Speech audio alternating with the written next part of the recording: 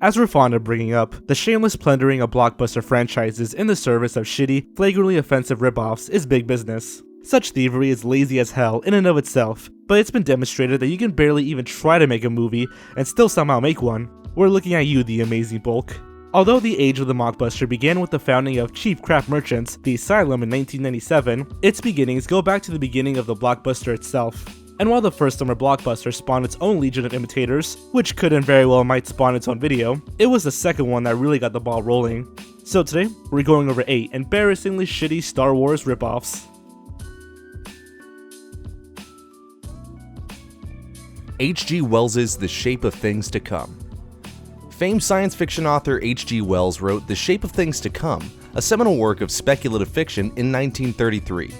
Among the novel's predictions were the Second World War, which happened, and the formation of one world government, which is not yet so far as we know. When the Canadian film H.G. Wells's The Shape of Things to Come was released in 1979, Mr. Wells's, dead since 1946, rose out of his grave and furiously denounced his implied involvement with this low-budget piece of trash, which bore literally no resemblance to his novel. Well, no, he didn't, but nobody would have been surprised. While the novel deals largely with political machinations, wars, and the suppressions of religions, the so-called adaptation deals much more with moon bases, starships, holograms, and cute little robots named Sparks. With recycled props, a nonsensical plot, and some kind of disco ball-looking weapon, the film is a surreal experience even before the great Jack Palance shows up to sleepwalk his way through a thankless role. Critics absolutely savaged the film, which bombed in theaters but went on to have a bit of a second life. Early subscribers to pay cable channels like HBO found out quickly that there was a lot of space to fill in between the hit movies you were paying for, and The Shape of Things to Come showed up regularly on them throughout the early 80s. Star Odyssey, 1979. You could probably go ahead and think of the Italian director Alfonso Brescia as the villain of this entire video. Before becoming one of the OG blockbuster ripoff artists, he was responsible for cranking out direct like 1967's Killer Caliber 32,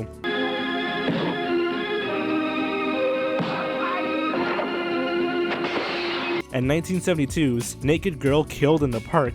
No, really, look, there's an IMDb page for it and everything. We couldn't make that up. At any rate, Brescia in 1978 unleashed not one, but 4 low-budget sci-fi baskets of crap intended to capitalize on the success of Star Wars. All Italian productions with Italian cast and crew, they are Cosmos, War of the Planets, Battle in Interstellar Space, you may see a theme developing here, War of the Robots, and Star Odyssey, which strangely does not feature a reference to war or battles in its title, yet it is the most well-known of the 4.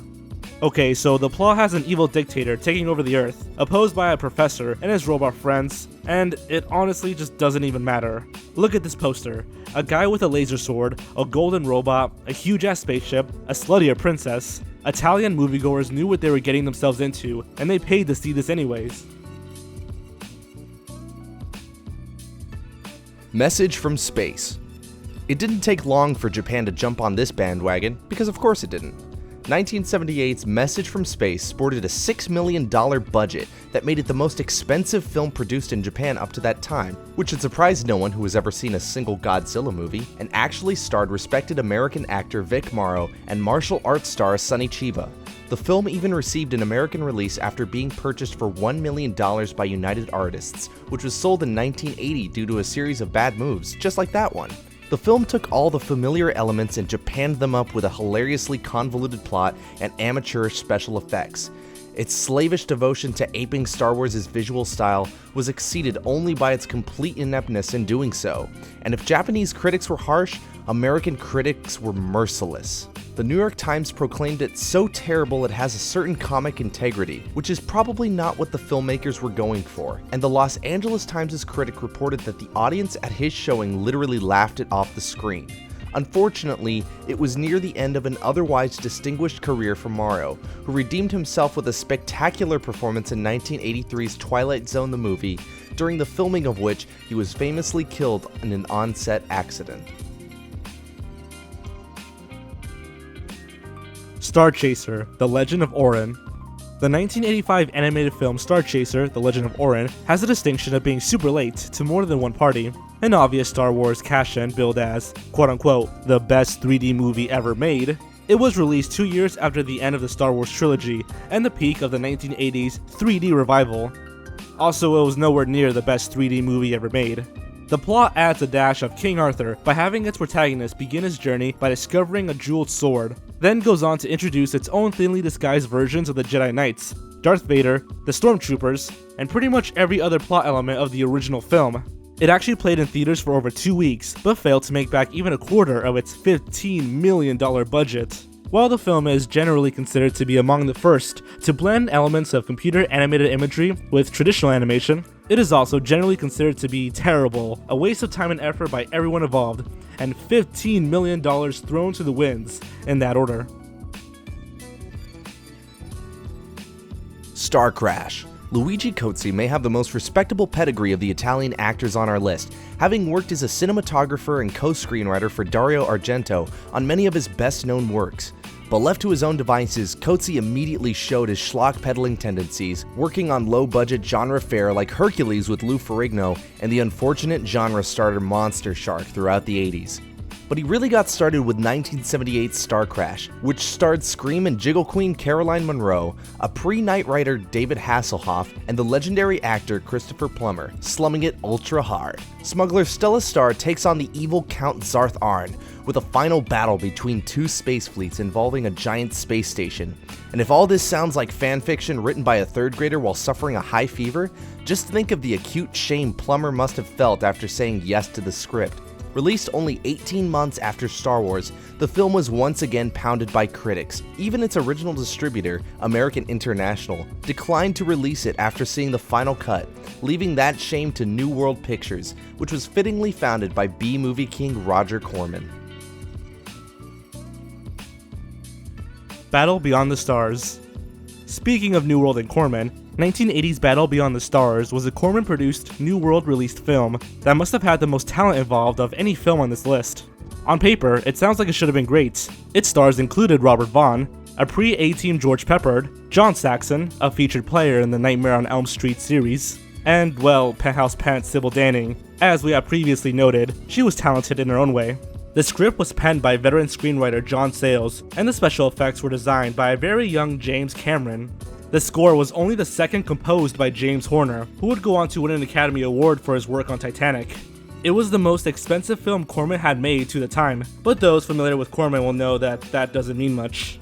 You can find all of the usual elements in the plot: androids, an evil overlord, and a space cowboy who was literally named Space Cowboy, played by Peppard.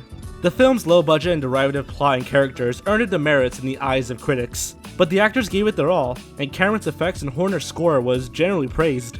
The film was a moderate financial success, and Roger Corman learned. We will catch up to him in just a bit. The Man Who Saved the World, 1982. From a somewhat respectable production by a man who at least knew what he was doing, we segue to 1982's The Man Who Saved the World.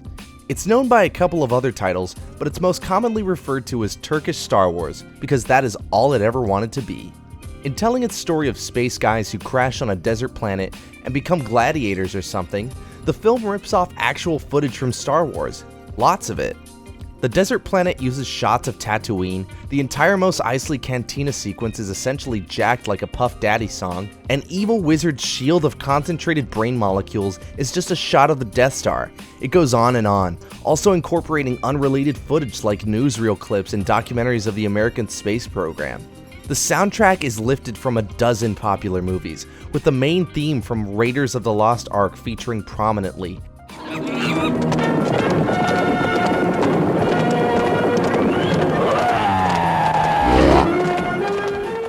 And even the actors appear to have lifted their acting styles from people who have never acted, seen a movie, or heard the word act. This insane mishmash of jaw-droppingly amateurish and flat-out pilfered has earned The Man Who Saved the World a place in the discussion of the worst films ever made, and of course, a cult following. Space Raiders, 1983. And now we're back to Roger Corman, who never met a highly questionable creative choice he didn't like. New World's 1983 film Space Raiders goes above and beyond the average ripoff of Star Wars by blatantly ripping off a previous ripoff, the previously mentioned Battle Beyond the Stars.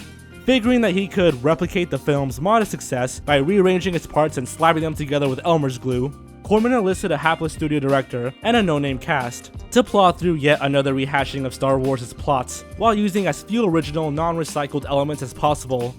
Seriously, the sets were all reused after doing time in previous New World productions, and all of James Cameron's special effects and James Horner's score, again the most praised aspects of Battle Beyond the Stars, were crammed in as well.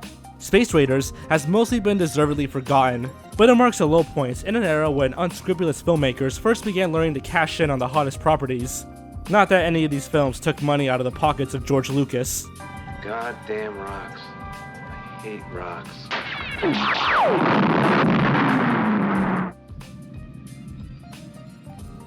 But you can basically draw a line from films like these to the success of The Asylum, and from there to the existence of shit like Sharknado 4. And, well, for that, they deserve our wholehearted mockery. Watch the rocks for me, will you?